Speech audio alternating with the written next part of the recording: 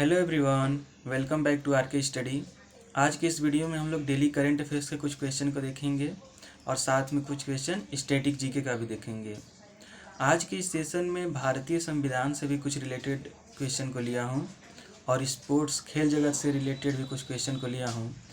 तो चलिए बिना किसी देरी की आज की सेशन की शुरुआत करते हैं।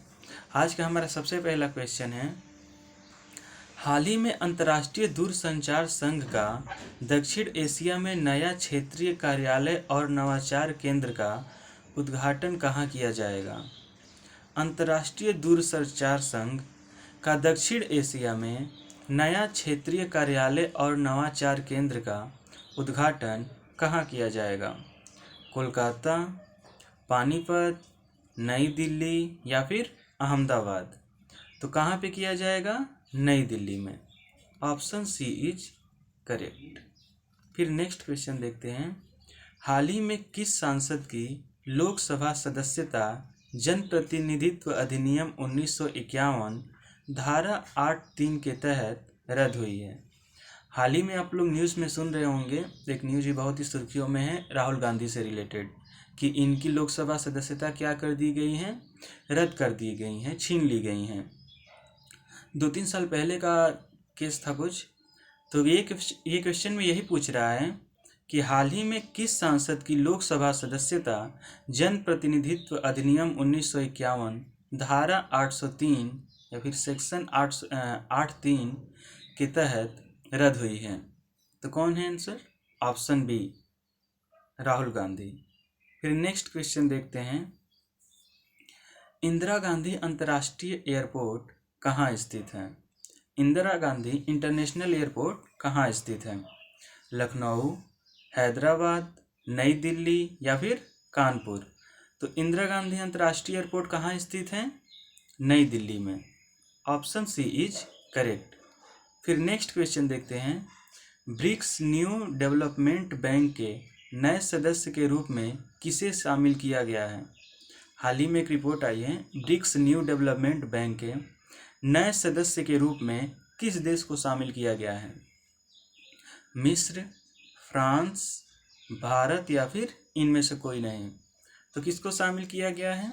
मिस्र को। Option A is correct. फिर नेक्स्ट क्वेश्चन देखते हैं कि नेपाल देश की राजधानी कहाँ है? हमारा पड़ोसी देश कौन? नेपाल। भारतीय नेपाल का संबंध इतना गहरा है कि सोचिए, नेपाल और भारत के बीच में कोई बॉर्डर नहीं है। वहाँ से लोग उधर बिहार से नज़दीक ही है, तो बिहार में इधर चले जाते हैं, बिहार के लोग उधर चले जाते हैं। कोई रोक टोक नहीं, कोई झगड़ा नहीं। तो क्या है, भारत के साथ बहुत ही अच्छी रिलेशन है।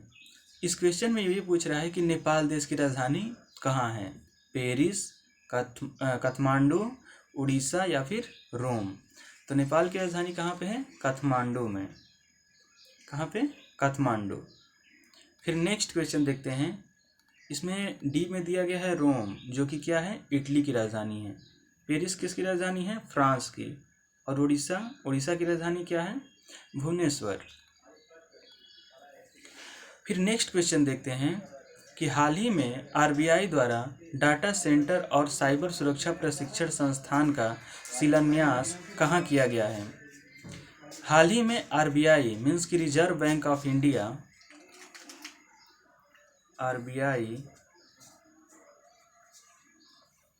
द्वारा डेटा सेंटर और साइबर सुरक्षा प्रशिक्षण संस्थान का शिलान्यास कहाँ किया गया है? विशाखापट्टनम, श्रीहरिकोटा, भुवनेश्वर या फिर रायबरेली। तभी जस्ट बताया हूँ कि उड़ीसा की राजधानी कहाँ पे है? भुवनेश्वर। तो वहीं पे किया गया है, भुवनेश्वर में।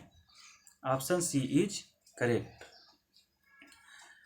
फिर नेक्स्ट क्वेश्चन देखते हैं, हाल ही में किस राज्य ने राज्य युवा नीति और युवा पोर्टल का अनावरण किया है?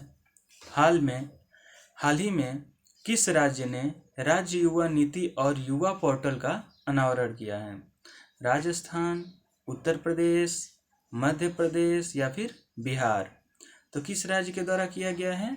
मध्य प्रदेश के द्वारा। Option C is correct. MP की राजधानी कहाँ पे है? भोपाल। सीएम शिवराज सिंह चौहान। फिर नेक्स्ट क्वेश्चन देखते हैं कि भारत द्वारा एक योजना बहुत ही अच्छी शुरू हुई है, लाडली बहना योजना। तो वो योजना किस राज्य से संबंधित था? मध्य प्रदेश से ही था। फिर नेक्स्ट क्वेश्चन है कि भारत द्वारा भूकंप प्रभावित तुर्की या फिर तुर्किये और सीरिया की मदद के लिए कौन सा अभियान प्रारंभ किया है? हाल ही में आप लोग न्यूज़ में देख रहे होंगे, तुर्की और सीरिया में क्या आया था? भूकंप आया था, अर्थक्वेक आया हुआ था। तो वहाँ के लोगों के लिए बचाने के लिए या फिर वहाँ के लोगों के लिए मदद के लिए, क्योंकि होता क्या है कि बड़े बड़े जब डिजास्टर आते हैं तो देश की आर्थिक व्यवस्था बिगड़ जाती है। अब एक जैसे कहीं पे तूफान आ गया, काफ़ी सारे नुकसान होती हैं। कहीं पे क्या हुआ, अर्थक्वेक आ गया। नॉर्मल हो तो कोई दिक्कत नहीं है, लेकिन ज़्यादा अर्थक्वेक आया तो सब नष्ट कर देता है। तो वहाँ के लोगों के लिए मदद के लिए कौन सा ऑपरेशन चलाया है? Operation Dost. Option C is correct. Afghanistan में कुछ भारतीय फंसे हुए थे जिस टाइम पे, वहाँ पे विवाद चल रहा था, झगड़ा चल रहा था तालिबान के साथ। तो वहाँ से भारतीयों को बुलाने के लिए ऑपरेशन चलाया गया था, ऑपरेशन देवी शक्ति। यूक्रेन में अभी रूस के साथ युद्ध चल रहा था, तो वहाँ से भारतीयों को बुलाने के लिए कौन सा ऑपरेशन चलाया गया था? ऑपरेशन गंगा। और इस क्वेश्चन का राइट आंसर क्या होगा? ऑपरेशन दोस्त। फिर नेक्स्ट क्वेश्चन देखते हैं कि जापान देश की राजधानी कहाँ है? Where is the capital of Japan? Tokyo, Osaka, Colombo या फिर इनमें से कोई नहीं। तो जापान देश की राजधानी कहाँ पे है? टोक्यो में। हाल ही में ओलंपिक भी हुआ था, कहाँ पे? टोक्यो में। जापान का मैनचेस्टर किसको माना जाता है? ओसाका को। तो ओसाका से रिलेटेड क्वेश्चन पूछ लेता है कि what is the Manchester of Japan? तो ओसाका। फिर पूछ लेता है कि कोलंबो को क्या है? तो श्रीलंका की राजधानी है। Columba is the capital of Sri Lanka. फिर नेक्स्ट क्वेश्चन देखते हैं, फॉर्च्यून पत्रिका की विश्व की सबसे प्रशंसित कंपनियों की सूची में किस भारतीय कंपनी को शामिल किया गया है? कौन सी पत्रिका है? फॉर्च्यून पत्रिका। विश्व की सबसे प्रशंसित कंपनियों की सूची में किस भारतीय कंपनी को शामिल किया गया है? रिलायंस, बहुत ही इंपॉर्टेंट क्वेश्चन है। रिलायंस, वोडाफोन, अडानी ग्रुप या फिर टीसीएस। तो किस कंपनी को शामिल किया गया है? Tata consultancy service, TCS. तो डी इज राइट आंसर। फिर नेक्स्ट है, हाल ही में गणित का नोबल एबल पुरस्कार 2023 किसे प्रदान किया गया है? हाल ही में गणित के नोबेल पुरस्कार को क्या बोलते हैं? एबेल पुरस्कार। किसे प्रदान किया गया है? लुइस कैफरेवी, आनंद कुमार, जेम्स निशान या फिर इनमें से कोई नहीं।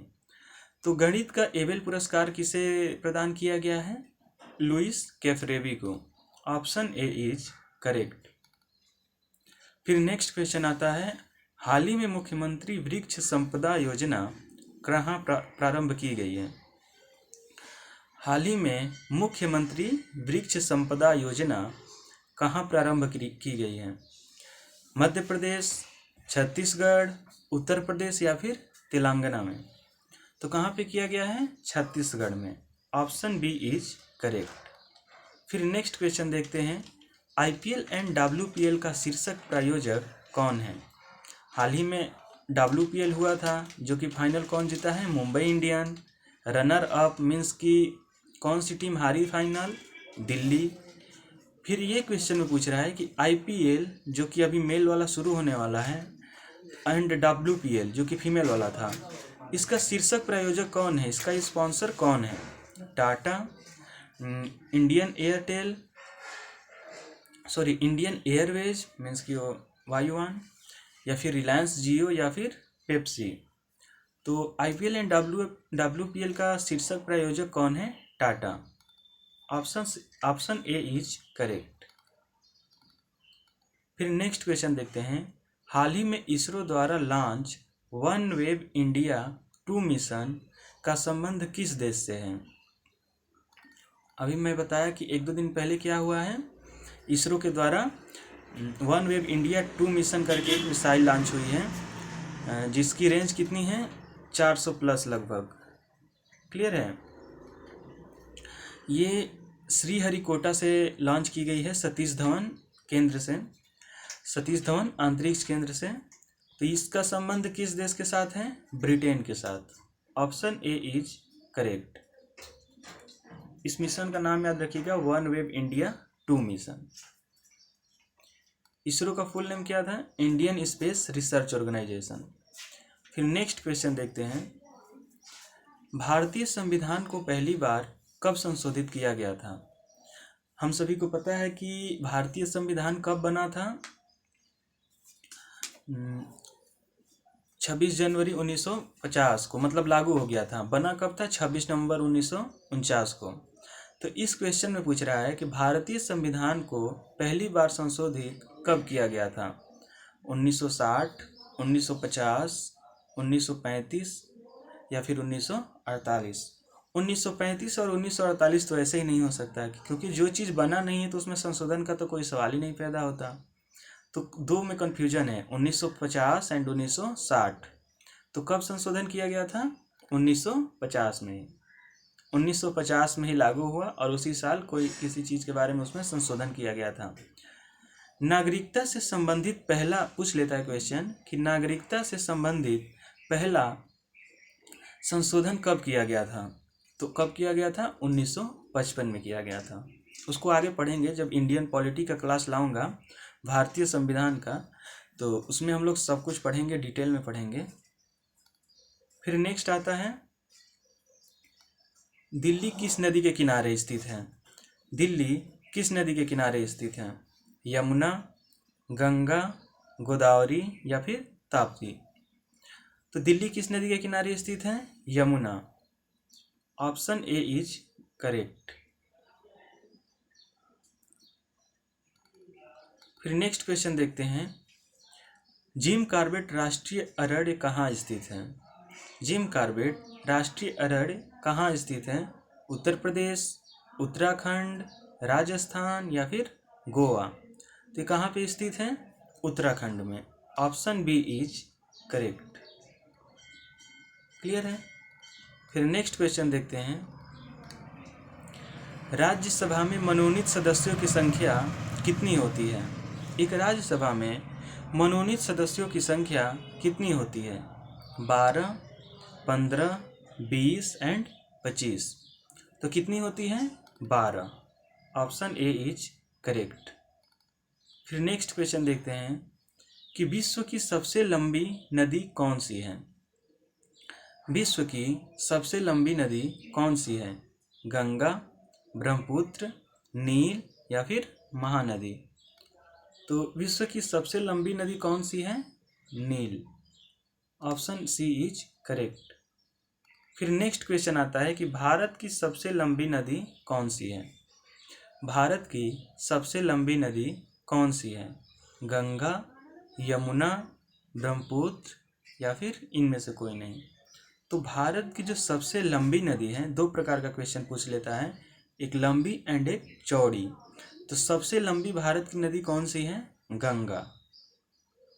Option A is correct. फिर नेक्स्ट क्वेश्चन है कि भारत की सबसे चौड़ी नदी कौन सी है? गंगा, यमुना, ब्रह्मपुत्र या फिर कृष्णा नदी? तो सबसे चौड़ी नदी कौन सी है? Brahmaputra. Option C is correct. फिर नेक्स्ट क्वेश्चन आता है कि खजुराहो का मंदिर कहाँ स्थित है, या फिर खजुराहो का मंदिर किस राज्य में स्थित है? उत्तर प्रदेश, मिजोरम, त्रिपुरा या फिर मध्य प्रदेश? तो खजुराहो का मंदिर कहाँ स्थित है? मध्य प्रदेश में, एमपी में। Option D is correct. फिर नेक्स्ट क्वेश्चन आता है कि जोशीमठ कहाँ स्थित है? जोशीमठ कहाँ स्थित है? नेपाल, बंगाल की खाड़ी, उत्तराखंड या फिर मध्य प्रदेश? तो जोशीमठ कहाँ स्थित है? उत्तराखंड में। उत्तराखंड की राजधानी कहाँ पे है? देहरादून। यहाँ के सीएम कौन है? पुष्कर सिंह धामी। फिर नेक्स्ट है, इंदिरा गांधी परमाणु अनुसंधान केंद्र कहाँ स्थित है? इंदिरा गांधी परमाणु अनुसंधान केंद्र कहाँ स्थित है। क्वेश्चन अलग अलग है। एक था इंदिरा गांधी एयरपोर्ट कहाँ पे है, तो न्यू दिल्ली में है। लेकिन जब पूछे कि इंदिरा गांधी परमाणु अनुसंधान कहाँ है, Indira Gandhi atomic research centre कहाँ है, तो कहाँ पे है, कलपक्कम में है। Option A is correct. किस पदार्थ का मूल्य घट जाने पर भी उसके मांग में वृद्धि नहीं होती है। बहुत ही इंपॉर्टेंट क्वेश्चन है कि किस पदार्थ का मूल्य घट जाने पर भी उसके मांग में वृद्धि नहीं होती है। नमक, चीनी, सब्जी या फिर आटा। तो इस क्वेश्चन का राइट आंसर क्या होगा, आप लोग खुद सोच के बताइए कि नमक, चीनी, सब्जी या फिर आटा। तो नमक का दाम घट जाए या फिर बढ़ जाए, हम ये कभी नहीं कहते कि अरे चलो नमक सस्ता हुआ है थोड़ा ज़्यादा डाल दो, या फिर नमक महंगा हो गया है थोड़ा कम डालो, ऐसा तो नहीं होता है। लेकिन चीनी की बात रहती है कि महंगाई पे डिपेंड करता है। सब्जी का भी होता है कि हाँ आलू महंगा हो गया है, आलू नहीं सोयाबीन बनाओ, आलू नहीं ये बनाओ। आटा का भी वही है कि आटा इतना रुपये किलो हो गया तो चावल ही बना लेते हैं। तो इस तरह से वृद्धि से ये तीनों इफेक्ट हो रहे हैं, लेकिन नमक इफेक्ट नहीं हो रहा है। तो इसका राइट आंसर क्या होगा, A. Option A is correct. फिर नेक्स्ट क्वेश्चन आता है कि प्रतिवर्ष उपभोक्ता दिवस कब मनाया जाता है। प्रतिवर्ष उपभोक्ता दिवस कब मनाया जाता है। 1 जनवरी, 15 मार्च, 4 दिसंबर या फिर 5 जून। तो मार्च मंथ में ही उपभोक्ता दिवस को मनाया जाता है। कब मनाया जाता है, 15 मार्च को। तो option C is correct. March month में एक और ही इम्पॉर्टेंट दिवस मनाया जाता है, जल दिवस, वाटर डे। कब मनाया जाता है, 22 मार्च को। फिर नेक्स्ट क्वेश्चन देखते हैं। ऑप्शन सी में दिया गया है 4 दिसंबर को नौसेना दिवस मनाया जाता है, और 5 जून को क्या मनाया जाता है, पर्यावरण दिवस, इन्वायरमेंट डे। फिर नेक्स्ट आता है गांधी जी ने दांडी यात्रा कहाँ से शुरू की थी। गांधी जी ने दांडी यात्रा कहाँ से शुरू की थी।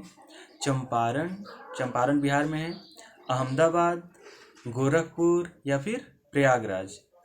तो गांधी जी ने दांडी यात्रा जो शुरुआत की थी वो कहाँ से किए थे, अहमदाबाद से किए थे। तो ऑप्शन बी इज करेक्ट। फिर नेक्स्ट क्वेश्चन आता है विश्व स्वास्थ्य दिवस कब मनाया जाता है। इंटरनेशनल हेल्थ डे कब मनाया जाता है। 1 मार्च, 7 अप्रैल, 9 अगस्त या फिर 26 नवंबर। तो विश्व स्वास्थ्य दिवस कब मनाया जाता है, तुम देख के बताओ तो जी। 26 नवंबर, 9 अगस्त, 7 अप्रैल या फिर 1 मार्च। तो इंटरनेशनल हेल्थ डे कब मनाया जाता है, 7 अप्रैल को। Option B is correct. फिर नेक्स्ट क्वेश्चन आता है कि अर्थशास्त्र का जनक किसे कहा जाता है। अर्थशास्त्र का जनक किसे कहा जाता है। Newton, Robert Hooke, Adam Smith. Newton, Robert Hooke, Adam Smith या फिर एल्बर्ट आइंस्टीन। तो अर्थशास्त्र का जनक किसे कहा जाता है, एडम स्मिथ को। Option C is correct. Bharat के किस राज्य में भारत का 50% रेशमी कपड़े का उत्पादन होता है। कहने का मतलब है कि 50% केवल उसी राज्य से रेशम के कपड़े बनते हैं, बाकी 50% और सभी राज्यों से बनता है। तो भारत का वो कौन सा राज्य है, कर्नाटक, तमिलनाडु, असम या फिर महाराष्ट्र। तो इसका राइट आंसर क्या होगा, Karnataka. Option A is correct. Karnataka की राजधानी कहाँ पे है, बेंगलोर। बेंगलोर में क्या है, इसरो का हेडक्वार्टर, जो कि 1969 में स्थापना हुआ था। फिर नेक्स्ट क्वेश्चन देखते हैं कि बैंकों का पहली बार राष्ट्रीयकरण कब हुआ था। बैंकों का पहली बार राष्ट्रीयकरण कब हुआ था। 1959, 1969, 1950, 1949 या फिर 1955। तो बैंकों का पहली बार राष्ट्रीयकरण कब हुआ था, 1969 में।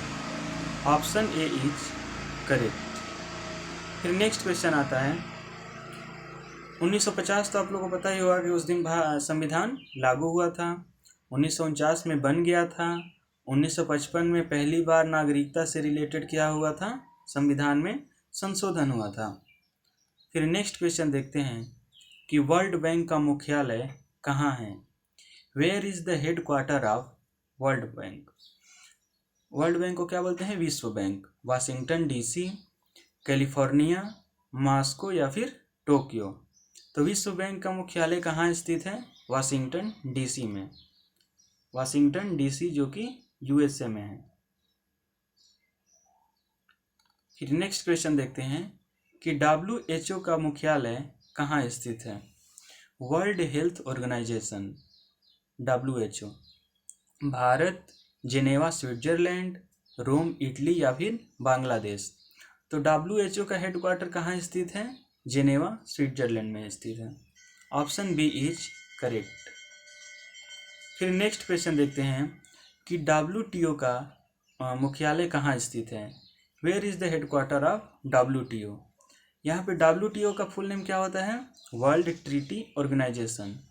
World treaty organisation. Bharat, Geneva Switzerland, Rome Italy या फिर कोलंबो। तो WTO का मुख्यालय कहाँ पे है, जेनेवा स्विट्जरलैंड में। WHO एंड WTO दोनों का हेडक्वार्टर कहाँ पे है, स्विट्जरलैंड। फिर नेक्स्ट क्वेश्चन आता है कि DRDO defence research development organisation का मुख्यालय कहाँ स्थित है। चंडीगढ़, अहमदाबाद, कानपुर या फिर नई दिल्ली। तो DRDO का मुख्यालय कहाँ पे है, नई दिल्ली में। Option D is correct. DRDO की स्थापना कब हुई थी, 1950 में। क्लियर है, 1 जनवरी 1950। फिर नेक्स्ट क्वेश्चन आता है कि इसरो का हेडक्वार्टर या फिर इसरो का मुख्यालय कहाँ स्थित है। Indian space research organisation. Bengaluru, Hyderabad, Patna या फिर नागपुर। तो लास्ट वाले क्वेश्चन जब मैं पूछा था कि कर्नाटक देश की राजधानी कहाँ है, बेंगलोर, तो उस टाइम मैं बताया था कि इसरो का भी हेडक्वार्टर कहाँ पे है, बेंगलुरु में ही है। तो ऑप्शन ए इज करेक्ट। फिर नेक्स्ट क्वेश्चन देखते हैं, भारतीय संविधान का नियमों का पालन कराना किसका कार्य है। देखिए, संविधान तो बन गया, संविधान में नियम भी दे दिए गए, अनुच्छेद दिए गए, भाग दिए गए, अनुसूचियाँ दी गई, लेकिन ये सारी चीज़ों का, नियमों का पालन कराना किसका काम है। मुख्यमंत्री, राष्ट्रपति, प्रधानमंत्री या फिर न्यायपालिका। तो संविधान की जो नियम है उसका पालन कराना किसका काम है, न्यायपालिका का। Option D is correct. फिर नेक्स्ट क्वेश्चन आता है कि शिक्षा किस सूची के अंतर्गत आती है। एजुकेशन है। 3-4 सूचियाँ दी गई थी जब संविधान बना था, तो उसमें संघ सूची थी, राज्य सूची थी, समवर्ती सूची थी एंड अवशिष्ट सूची थी। संघ सूची वह थी जिसपे केंद्र का होता है, वो केंद्र सरकार के अंदर सूची आती है। राज्य सूची राज्य सूची के अंतर्गत। लेकिन कुछ सूचियाँ ऐसी होती हैं जिनमें दोनों का कोलाबोरेशन होता है, संघ का भी और राज्य का भी, केंद्र का भी और राज्य सरकार का भी। और एक सूची और आती है जो ऐसे संविधान के टाइम में से एम्प्टी पेज सादा पाना जोड़ा गया था उसमें, कि अवशिष्ट सूची, कि मतलब कोई भी न्यू इनोवेशन आता है या फिर न्यू टेक्नोलॉजी कुछ फ्यूचर में आते हैं। अब उस टाइम तो व्हाट्सअप, फेसबुक, ये सब यूट्यूब तो था नहीं, तो ये सारी चीज़ें अगर आई तो किसके अंतर्गत रखेंगे, अवशिष्ट सूची को। लेकिन इसमें शर्त यह है कि अवशिष्ट सूची में भी अधिकार किसका रहेगा, केंद्र का रहेगा। अब देखिए, समवर्ती सूची है तो इसमें कौन कौन से सूची किसका किसका उस पर हक रहेगा, केंद्र और सरकार और राज्य सरकार दोनों का। लेकिन अगर कोई ऐसी निर्णय लेना है कि केंद्र की बात मानी जाए कि राज्य सरकार की बात मानी जाए, मतलब मान लीजिए दोनों की थिंकिंग थोड़ी अलग हो गई, वो बोले कि नहीं ये सही है और केंद्र बोले कि ये सही है, तो उस टाइम पे जो सबसे ज़्यादा बातों की वरीयता किसकी दी जाएगी, केंद्र की दी जाएगी, क्योंकि हमें राज्य को ही लेकर नहीं चलना है, पूरे देश को लेकर चलना है। तो वहाँ पे किसकी सुनी जाएगी? केंद्र की। लेकिन समवर्ती सूची पे हक किसका रहेगा? दोनों का रहेगा। तो शिक्षा किसके अंतर्गत आती है? समवर्ती सूची के अंतर्गत। Option C is correct. केंद्र सरकार और राज्य सरकार दोनों इसमें शामिल होते हैं। फिर नेक्स्ट क्वेश्चन आता है कि सांसदों के वेतन का निर्णय कौन करता है? सांसदों के वेतन का निर्णय कौन करता है? प्रधानमंत्री, राष्ट्रपति, संसद या फिर उपरोक्त सभी? तो सांसदों का वेतन निर्णय कौन करता है? संसद करता है। Option C is correct. अनुसूची 2 में वेतन के बारे में दिया गया है, उसको आगे हम लोग पढ़ेंगे तो और अच्छे से जानकारी इसके बारे में प्राप्त करेंगे। तो इसका भी राइट आंसर क्या होगा? संसद। लाफिंग गैस का रासायनिक नाम क्या होता है? लाफिंग गैस का रासायनिक नाम क्या होता है? न्यूक्लिक अम्ल, हाइड्रोक्लोरिक अम्ल, नाइट्रस ऑक्साइड या फिर नाइट्रिक अम्ल? तो लाफिंग गैस का रासायनिक नाम क्या होता है? Nitrous oxide. किसी व्यक्ति के बाजू में जाकर के नाइट्रस ऑक्साइड अगर आप मार दिए तो बिना मतलब का ही क्या करेगा? वो हंसना शुरू कर देगा। क्लियर है? फिर नेक्स्ट क्वेश्चन आता है, साधारण नमक का सूत्र क्या है? साधारण नमक का सूत्र क्या है? जो साल्ट हम लोग यूज करते हैं कुकिंग में भी, कोई चीज़ बनाने में भी, उसको साधारण नमक बोलते हैं। तो उसका सूत्र क्या होता है? HCl, NaCl, HNO3 या फिर H2SO4। तो साधारण नमक का सूत्र क्या होता है? NaCl, sodium chloride. फिर नेक्स्ट क्वेश्चन है कि तेलंगाना राज्य की राजधानी कहाँ है? तेलंगाना की राजधानी कहाँ है? विशाखापट्टनम, नई दिल्ली, हैदराबाद या फिर वाराणसी? तो तेलंगाना की राजधानी कहाँ पे है? Hyderabad. Option C is correct. फिर नेक्स्ट क्वेश्चन देखते हैं, जूनागढ़ किस राज्य में स्थित है? जूनागढ़ किस राज्य में स्थित है? गुजरात, मध्य प्रदेश, उत्तर प्रदेश या फिर बिहार? तो कहाँ पे स्थित है? गुजरात में। Option A is correct. गिर पर्वत भी कहाँ पे है? गुजरात में ही है। फिर नेक्स्ट क्वेश्चन आता है कि पीतल किसकी मिश्र धातु है? पीतल जिसे ब्रास बोलते हैं, किसकी मिश्र धातु है? जस्ता व तांबा की, मैग्नीशियम और सोडियम की, लोहा और एल्युमिनियम की या फिर लोहा और मैग्नीशियम की? तो पीतल किसकी मिश्र धातु है?